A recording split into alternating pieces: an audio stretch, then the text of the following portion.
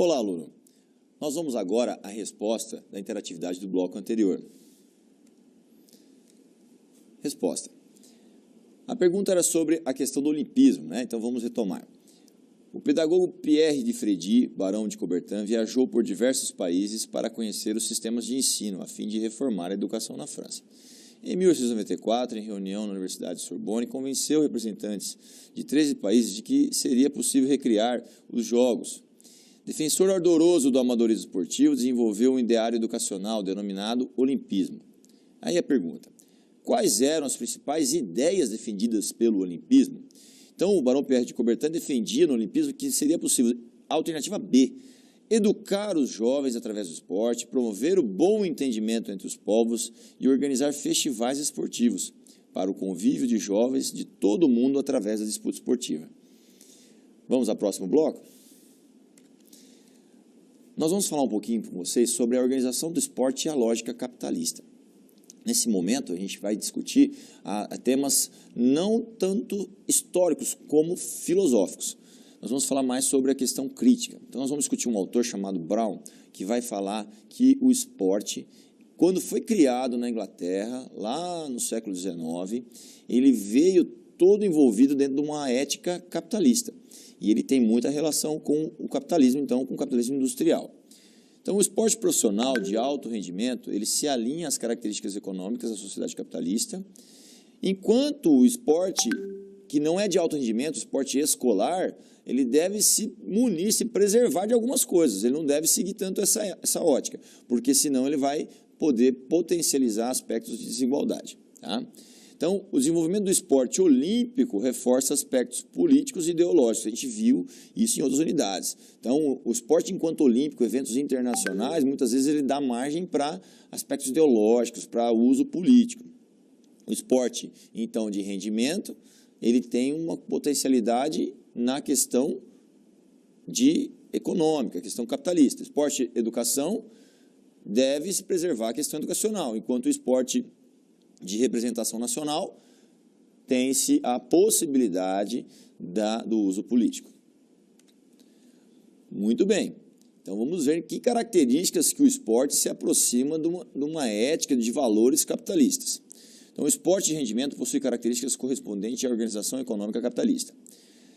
No primeiro aspecto, a gente vê que a especialização esportiva ela é resultado da divisão social do trabalho e da cientificação dos processos em busca de maior rendimento. O que isso quer dizer?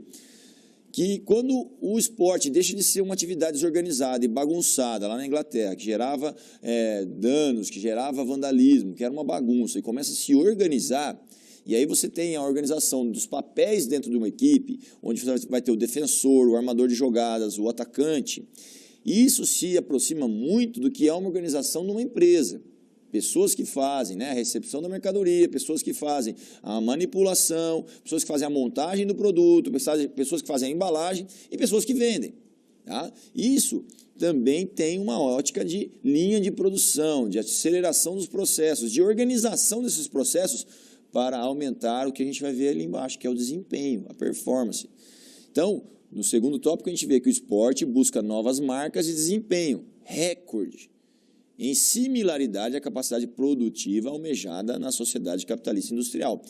Então, o empresário, ele busca quantificar o quanto que ele vende, o quanto que ele produz e tenta superar isso para obter mais lucro. O esporte, ele se desenvolveu com essa mesma ótica. Quantos gols, quantas marcas, em que tempo foi feito, qual foi a marca, o recorde, e vamos buscar superar, suplantar. Então, essa característica é uma característica muito análoga, muito próxima. No terceiro tópico, a gente vê que, tanto no esporte quanto na sociedade capitalista, a concorrência deve ser livre. Você não pode engessar a concorrência, senão você deixa de ter competitividade. Então, a concorrência é livre e as condições devem ser equivalentes. Dessa forma, são mais valorizados os atletas que conseguem melhor rendimento ou produtividade em condições iguais de competição. Está frisado aí a palavra injustiça social. Por quê? Numa condição de concorrência livre, as empresas têm uma condição no mercado de igualdade. Quem produz melhor, vende mais. Quem produz um preço melhor, também tem melhor parcela no mercado. No esporte, o que acontece é que em sociedades que têm desequilíbrio, né, econômico, as camadas inferiores com menos rendimento da população não têm a mesma condição. Não tem a mesma condição de educação, a mesma condição de treinamento. Muitas vezes o atleta que tem menos condições financeiras tem que trabalhar e treinar, então não são as mesmas condições. Então a injustiça social para os países em desenvolvimento, ela vai pesar nessa situação. Se todos tivessem a mesma condição, aí a gente teria uma concorrência leal. Tá? Então fica essa crítica para a gente entender. Como um atleta que vem de um país em desenvolvimento, um país mais pobre, ele também tem que superar a questão econômica, além da questão de treinamento e performance física. Então, mais duas questões importantes aí, referente ao esporte educacional, né? O esporte educacional, dentro dessa ótica capitalista, ele deve reforçar algumas coisas importantes. Não que ele se abstenha, né? A gente falou lá no primeiro slide que o esporte educacional deve se preparar a valores educativos. Tudo bem, os valores educativos, mas nós temos que educar as crianças para a sociedade em que elas estão inseridas. Nós vivemos no mundo capitalista. Então, a primeira situação diz que o esporte vai ensinar a valorização do esforço. Tá? Em que a vitória ou a recompensa são méritos dos indivíduos que se esforçaram e participaram do processo produtivo.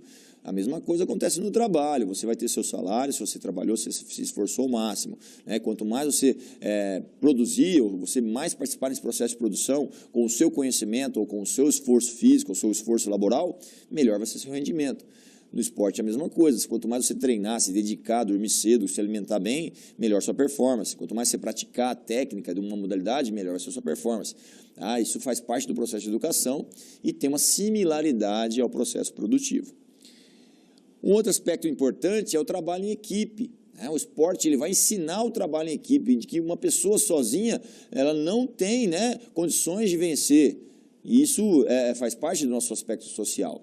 Trabalho em equipe. Né? Então, o esporte ensina que o esforço conjunto e organizado em equipes é mais eficiente devido à especialização dos papéis e à divisão de responsabilidades. Essa divisão do trabalho, especialização de papéis, tem muita relação com o Fordismo, que na segunda Revolução Industrial, início do século XX, organizou a produção em série, né, em linhas de produção